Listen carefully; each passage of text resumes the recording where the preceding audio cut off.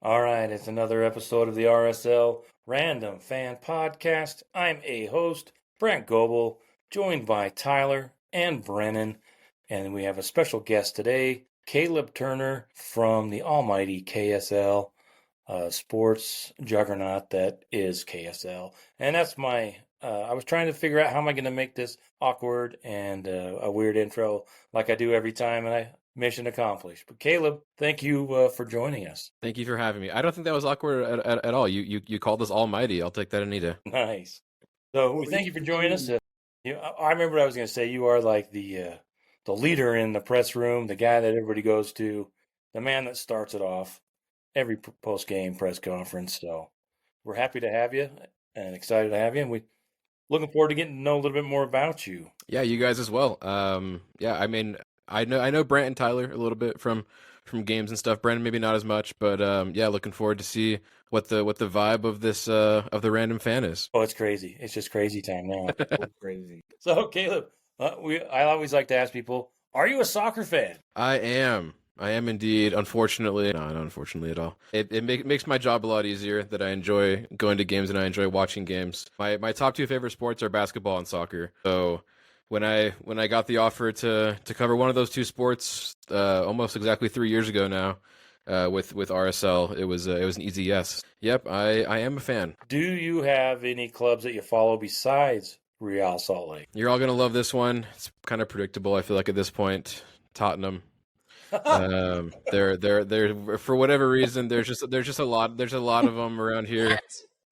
Oh my god, man! Nobody And- says that. Nobody says Tottenham. Like what? You'd be surprised. Have you met Jake Hatch? He's also a Tottenham fan. Really?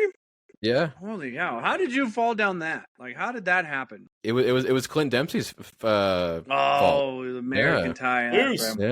Yeah. So that's actually I know you mentioned kind of like take us through a little bit of like my soccer journey, my soccer fandom journey or whatever. And that was kind of when I started. I've had a history with soccer. I played as a kid. I had a crazy like lucky opportunity to go to the 2002 World Cup when I was 7 years old. I did not appreciate it like I should have. I mean, I was a 7-year-old, so I don't know if any Shame on you. 7-year-old appreciates that. In fact, my claim to fame is that I faked being sick to leave one of the games because I was bored, and here we are 20 years later.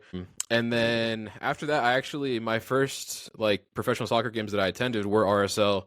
I didn't grow up in Utah, but my parents are both from here. So when we would come back during the summers, the only team that was playing in the summer was RSL. So we would go to a couple games here and there. Followed, Kyle Beckerman, Javi Morales, all the greats. And then, around, I think it was 2011 or 2012 when Clint Dempsey had his brief stint with Tottenham. And I was like, why? I heard that they were a pretty big club. And at that same exact time, they had Gareth Bale. I mean, Gareth Bale is a really, really fun player to watch. Unfortunately, he left the next year to Real Madrid, so that was a little short-lived. But that's kind of the team that I've followed ever since then. Yeah, Gareth had to leave to go golf more. Exactly. Yeah. Good My golfer, wife- though. Holy cow! Yeah. My wife is a Tottenham fan. If that makes you feel better. It does a little bit. Yeah. Yeah, You like them because they're all good looking. that didn't hurt. That didn't hurt. And Gareth Bale was playing when she decided to like him. So she says it was the way that what's her name on Premier League that does the Premier League mornings, Yeah. Rebecca Lowe. Yeah. She said she just liked the way she said Tottenham Hotspur, and so she decided she needed a club, and she picked Tottenham a couple years ago. There you go. But I did see a thing. I should have added it on, but I think it was on Instagram or one of the social media and they had an interview and they were talking to somebody and they were talking about Tottenham being the most efficient club for the Premier League. They make money. They just do it all right, except for win trophies because that way they don't have to pay out bonuses. But Was that why? Yeah, they haven't won a That's what trophy in a they said. long time, Yeah. right? But it was fascinating. Is they are probably the most sound financial club in the Premier League. Just down there trying to see they are one spot ahead of Manchester United, aren't they right now? And we're probably going to match up in the Europa League final. So yeah, Gotta have something to root for. exactly. Brendan's a Man U fan. Tyler's an Arsenal fan, and my Premier League team hasn't made it there yet. We're going the wrong direction. So Can't say Crawley's a Premier League team. Come on now. They just haven't made it yet. Yeah. They can say that every year. Just haven't made it yet. But It's I'm always a fan, not possible. giving up. So Tottenham, we've given you enough grief for that. But what about how did you get into your job? How did broadcasting or writing about sports become your job? Yeah, good question. I think honestly, this sounds kind of dumb, but it all started with Twitter. When I was in high school, I had a bunch of friends, and we all basically instead of like texting each other during a game, we would talk on Twitter. Like we would at each other on Twitter, and we would like live tweet San Antonio Spurs games. So I'm from San Antonio. And it's like the only big team in town is the Spurs. And when I was in high school, 2012, 2013, 2014, they were making really deep runs in the playoffs, making the finals. So it was really easy to cheer for them. And so I started to kind of like, I mean, when you're tweeting about a sport, you have to kind of figure out the right way. I mean, especially when it was limited to whatever it was, 140 characters, you had to figure out kind of concise ways to talk about the team, to do updates, to give your opinion on whatever was happening, right? And so when I'd always enjoyed writing, and then kind of when I connected the dots between writing and then enjoying sports, and that there could be a connection there, I realized, oh, like sports writing, sports journalism, there's actually like you can get paid for that kind of stuff. So I came out to BYU in 2013, already knowing that I wanted to study journalism, and did it, majored in communications, and wrote for the student paper at BYU, the Daily Universe, covering BYU sports for several years. And my former boss from that student paper later worked at KSL, and he hired me to come work at KSL. So that's kind of how I ended up where I am now. Nice. Awesome. Well, what inspired you to kind of pick up the RSL bandwagon? You said you liked soccer, but kind of basketball and soccer both? Yeah, it's a good question. I think kind of like I mentioned, when we would come back in the summers with my family, the Jazz weren't playing at that time. Like we would be here in June, July, August, which is the exact off season for basketball. And so, you know, if we wanted to go to a live sporting event, it usually ended up being an RSL game. And they're really fun. I mean, you guys, there's a reason you're RSL fans. Like they're really fun games to go to. Especially when it's like warm outside, everyone's just kind of hanging out. You walk up together, you do the parade, the walk up, everyone's just kind of on their feet the whole game, waving flags and having a good time.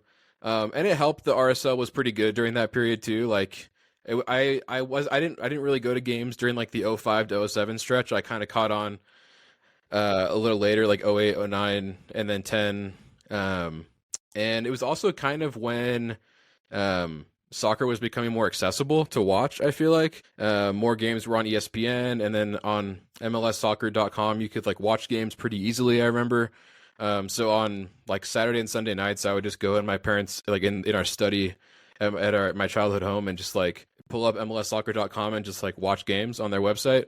Because it was just like nobody else in my family really liked sports that much. And I enjoyed it. And so yeah, I think that's kind of where the soccer stuff happened. But honestly, like I think if I had to rank those two sports that I like the most, I think basketball would be my favorite. So I kind of had always had this dream of maybe covering an NBA team at some point. Obviously, being a big Spurs fan, wanted to do that at some point. So by no means was like the opportunity to do RSL like a consolation prize or anything like that. But I had always kind of known that I wanted to cover either like a team professionally, and the fact that that I was able to do it with soccer was a pretty easy yes. Awesome. Now, what are your thoughts on journalism, sports journalism at the moment? Because I'm old. I'm like we talked about before. I'm really old, and I would buy a paper before work, and even being a construction worker, and that's what I loved to do at lunchtime was read the paper. And you just can't. I guess you can if you want to, but it's really hard to have that experience anymore. Even though. So, what are your thoughts on the direction of journalism? And journalism in sports? Yeah, it's a really good question. I feel like I mean, you're definitely right. There's not really newspapers anymore. You can't nobody really opens up a newspaper anymore. But I think the equivalent to that is like waking up in the morning and going to whatever your preferred news website is. And it's kind of a similar layout, right? You have the the top headline story. You've got kind of a couple in the underneath there, and if you want to go deeper into certain sections, I want to skip to the sports page. Okay, you go up to the tab and you click on the sports tab, right? So that's kind of how I think about, especially where I work, KSL.com. It's essentially like an online newspaper. It's all local news. It's all written. I mean, we have video in there every once in a while, that since we're affiliated with the TV station. But as far as like written journalism goes, it's moved from newspapers to websites.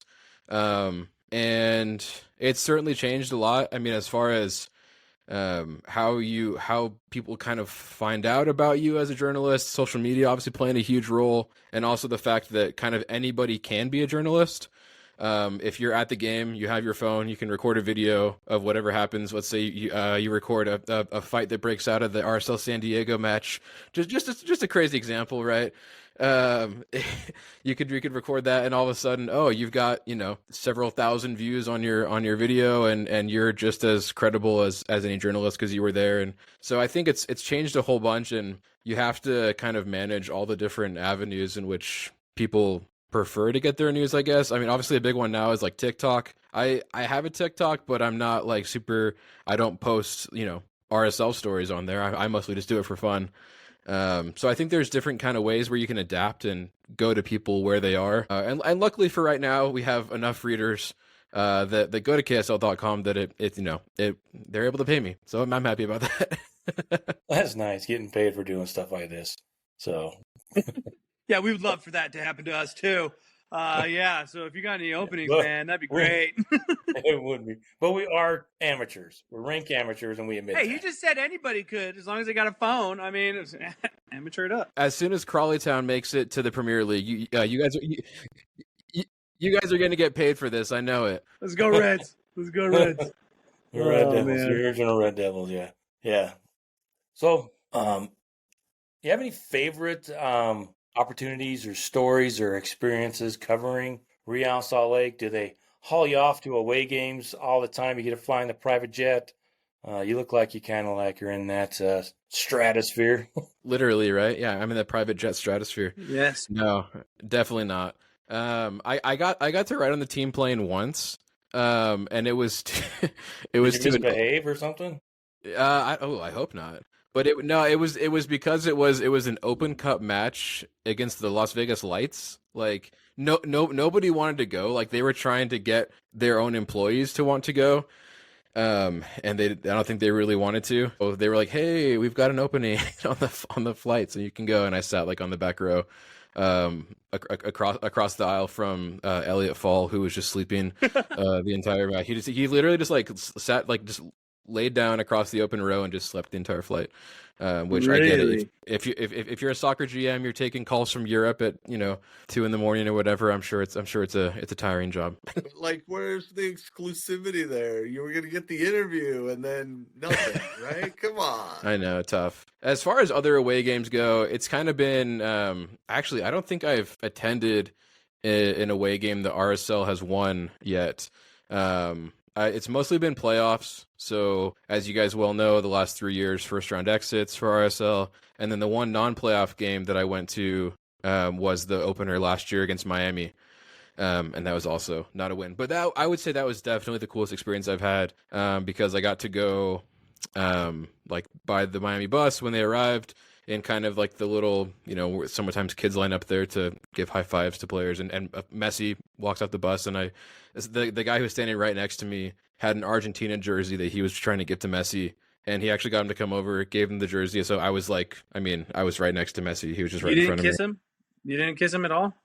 I did Bodyguard not. getting away? No. Bodyguard No, there was no bodyguard because it was just like it was the team bus. So like they were all coming off the bus at the same time. So he was just with teammates, like it was just like him and Suarez or whatever, just hanging out. And he had his mate cup, I think, sipping on the yerba. So, but that's probably got to be one of the coolest experiences I've had. That, and then also I mentioned Gareth Bale.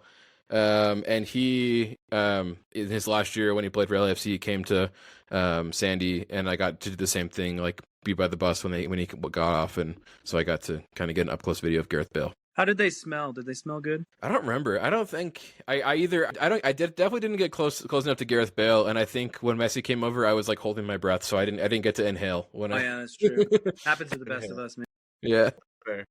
Fair. Well, I am curious. What is the team flight like? I mean, is it anything special? Is it just a charter plane? Is there like a bingo competition that happens on there, or like what's happening on there? No, it was super chill, super quiet. Really? Like, but that was kind of a unique situation though, because number one, it was Open Cup, so like not the whole team was there. And then second of all, it's a flight to Vegas. That flight's like 45 minutes long. So not a whole lot going on in a 45-minute flight. You literally take off and then you land. So you didn't get to mingle. You just stayed and watched Elliot fall asleep. Because they told me to go to the back of the plane.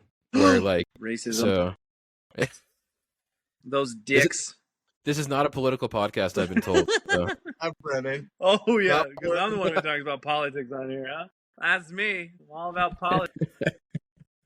But no, unfortunately, I did not get any inside scoops. Unfortunately, I wish I had. I think, yeah, it was a cool experience though. It was a normal flight. I think it was like a Southwest airplane that they had just like converted into some other. I can't remember the name of the charter company they use, but just like super normal, like just commercial flight with like 3 seats on each side. No screens, no nothing, like bare bones. So.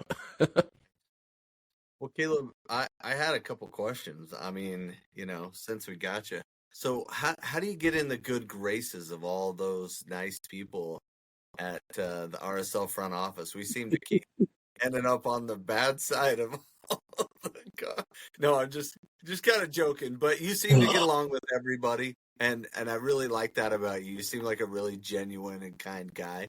But like, how does that translate into like that journalistic like vibe there? Is that even a good question? That's probably the worst question I've ever asked a guest. I apologize, Caleb. No, I mean, you might have just answered it yourself, like by being nice and genuine. I did say that we were amateurs at this, so thanks, Tyler. But you're also genuine and nice people, so it's fine. Yeah, I mean, honestly, the only thing that comes to mind is just like showing up to things, which I know you guys do. I've seen you guys at a bunch of stuff. I know a big one for a lot of people is like showing up to trainings instead of like just showing up to games. Kind of the in between stuff here and there, just to show that you care, right?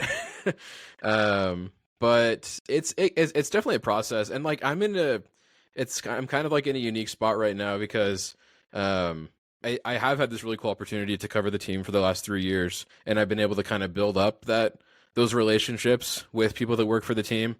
And it's to the point where I'm like, if for whatever reason I had to switch my assignment, like let's say I'm, suddenly covering BYU or I'm covering hockey or whatever it might be, I'd have to start from scratch. And like, it is a process to have to do. I remember the first year I covered RSL, the guy who was kind of in my position starting off every press conference was Tom Hackett. And I was like, second or third row all the time, just kind of like hanging out, just like writing my stories, not doing much else. But as time kind of goes on, obviously he left. And so like new opportunities kind of pop up, I guess. And as long as you're just there, like they'll just take whoever's in the room, right? And if you're there, you end up in some good situations. Just keep showing up, kids. Just keep showing up. That's a great motto. I love it. So what we learned from Caleb tonight, right? Yeah. No, that's good. Showing up half the battle. Yeah, it's true. And being nice is the other half. Yeah. 50%. We got covered by 50%. So if you had like a player or like a front office person that you just like got along with really well, that you just kind of became your like favorite person. I think one thing that's been really nice about Trey is that he's a big basketball fan too. So we bonded over that. He's a huge Nuggets fan.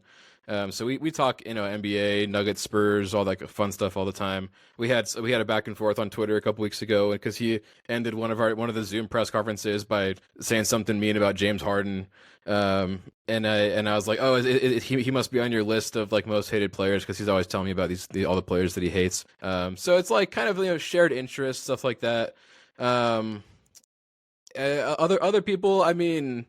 That's a good question. I feel like one cool thing is my time here is matched up almost exactly with Diego Luna's time. So I got hired in April of 2022, and I think he got signed. It was either May or June of 2022. So like just really soon after. And I got to interview him pretty early on.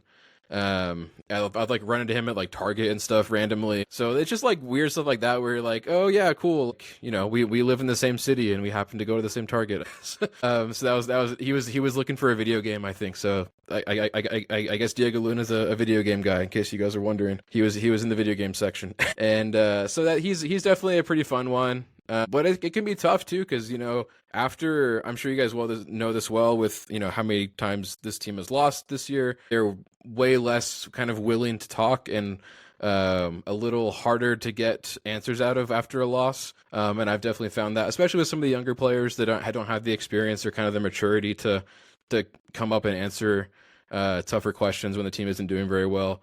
And it can be a really kind of tough line to toe where you want to do your job and you want to get, you know, the good answer, but you also don't want to push too hard to the point where the coach or the player thinks that you're being rude or doesn't want to answer your questions anymore or whatever it might be. So you kind of have to, there's a bit of a balancing act and like some, I don't know what the right word is, maybe like tact or whatever, but just trying to not push the boundaries too much, but at the same time trying to get a good story out of it, which I will admit I'm certainly not the best at. I'm sure there's times where I could have gotten a better story out of certain situations, and I tend to lean a little more reserved, a little more not necessarily timid, but I'm somewhat of a pacifist, one might say. So I'm not going to get in there into the nitty gritty all the time.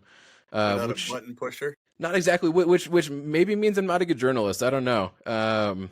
But there's something of a balance there, I guess. Yeah, it's also the market too, and some other Salt Lake's a little more reserved, and that doesn't mean it has to be that way forever. But I remember we've had the opportunity the last couple of seasons to participate in the post game, and the most recent one that I can think of that was really fascinating was the loss and Catranis when when Alex Catranis came in and just kind of laid the law down and was brutally honest about things. So you probably weren't there for the fire up the printer tray, but I've heard about it. yeah. But what about any thoughts on those experiences? There's anything like that before Catranis that you can remember? That's a good question. I remember thinking in that moment that it was unique. I had never seen anything quite like that.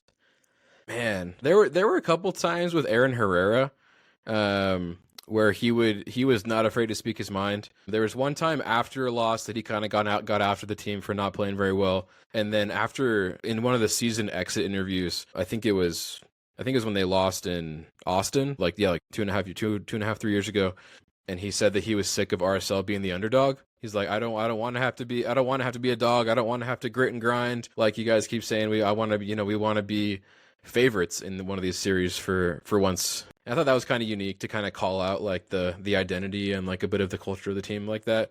To be honest, I kind of felt like he was right though, because it is, you never want to have to be constantly going uphill, fighting uphill, right? But then you look at, like last year, RSL does end up with a top 3 seed, or top 4, whatever it ended up being, and so they're theoretically the favorite, and it doesn't work out anyway. So there was a lot of stuff going on. There was last season. Oh yes, there was last season too. But yeah, I remember that, and I agree. I appreciate what Aaron said about the club, because always being the underdog, that just means that you're not getting what you need. You're not getting the players you need, and the team's not investing, so you kind of have to do more. But you can still be scrappy and have the best players in the world on your club too. I mean, well, let's we know you don't have a lot of time, but what are your thoughts on the current situation with the club? That without ruining any relationships with the club, it's time to burn some bridges. Let's do it. Burn it down. What are my current thoughts on the club? They're not winning a lot of games, which is not where you want to be. You don't want to lose 7 of your first 11 games. it is interesting to me that they haven't tied a game yet this year. So it's kind of either like it's a good night or a bad night. There's not really much in between for this team, which is probably a good, accurate characteristic of a very young team, which we've been kind of told over and over again, like this is one of the youngest teams in the league, which like it quite literally is. You look at, Gozo, this 18-year-old kid, several games in a row. That's going to bring down your average age quite a bit. So there's a lot of youth, a lot of mistakes happening, a lot of missed shots. I think that's been really kind of, especially in there were a couple games where there were several like point blank missed shots in a row. They were just really, really hard to get over. I think it was the one game where Diogo and Ari both kind of missed sitters right in a row. So I think the Diogo Gonçalves situation is really tough. With him being a designated player, theoretically this big investment from that Andreas Gomez deal, and just not putting out basically any production when it comes to goals and assists. You can't really have that from one of your highest paid players. But I think on the flip side of that, you're kind of seeing this, one might even say overachieving from Diego Luna. 6 goals already on the season, 5 more than anybody else on the team at only 21 years old. And I guess if I had to bring one hot take to this show, it's that I would not be surprised if when RSL resumes MLS play after Nations League, if Diego Luna is not on this team. Inside source, you want to reveal there? Or? No sources, observation only. Oh, okay. Yep. Go ahead, Tyler. No, I was just going to say, hey, there are 4 teams in the West that have scored fewer goals this year. Can you guess? Let's see if we can guess them. Oh, that's a good question. KC. Kansas City scored 17 goals so far this year. We only have 12. We scored less than Kansas City. I don't know who they are. Oh, Galaxy. St. Louis and Galaxy, and Austin has the fewest at 7, and Houston only has 10. I saw that Austin had 7, and they're like in 4th place or something. Crazy. Because they've just strategically given them up. They have 5 wins. Well, I saw that Chicho has 7 goals this season. Geez. And Brian White has 11. Every time Chicho scores a goal and a devil gets its wings, I don't know, dude. Something like that. There you go. It has to be something like that. I don't know what it is, but I think Chicho's the devil lately. Every time I see him score, I'm just like, oh, you should be here doing that. Oh. Do you think the masseuse, there's a specific masseuse that they had to hire to bring to San Jose? Or was that part of his contract to sign him over? Yeah. What do you say, Tyler? We can edit this out, right? We're going to edit this out. Against do you think we have? No comment. Goals against. We've given up. Who has more goals against? You were right with KC, Caleb. KC has given up more goals. So is RSL like bottom 5 again, or what's the 6th? Yeah. Okay. So we got 5 teams giving up more goals. Are there some like repeats in there? So like Galaxy. Yeah. Who was the other one you mentioned in City. there? San Jose? No, not San Jose. Oh, San Jose. Dallas and Portland. Oh, that Dallas one could come in handy. Right? Yeah, they got. So I don't know how we do that. We lose 1-0 to Dallas. We go to San Diego and win, and then those 2 teams play each other, and Dallas gets totally humbled 5-0. Like, how does that happen? Like, it's just MLS, right? Any given week. I actually think that this is the most competitive I've seen MLS in possibly ever. I mean, as far as parity across several teams, I think this is probably the best we've seen. Yeah, I think it's interesting. You have the best player in the world, and they still struggle. I mean, they might turn it around and play well, but I think it's really interesting in the fact that you can come over here. It's not a retirement league anymore, and you have to play good soccer. And there are scrappy teams that are winning games against Miami, and they got knocked out. Vancouver just kind of took it to them in the Champions Cup, and so Vancouver and Cruz Azul get to play June 1st, I think, for the final. There you go. They're good. So, any other thoughts? I know how much time do you have left? Yeah, I probably got to head out here soon, but appreciate you guys having me on, and we'll, certainly be talking more at the upcoming games. So, all right. Well, thank you so much for joining us, and we'll say goodnight. Bye for now. We'll see you at the game. Okay, sounds good. Thank you guys. See ya. Don't hang up yet. Oh, yeah. No.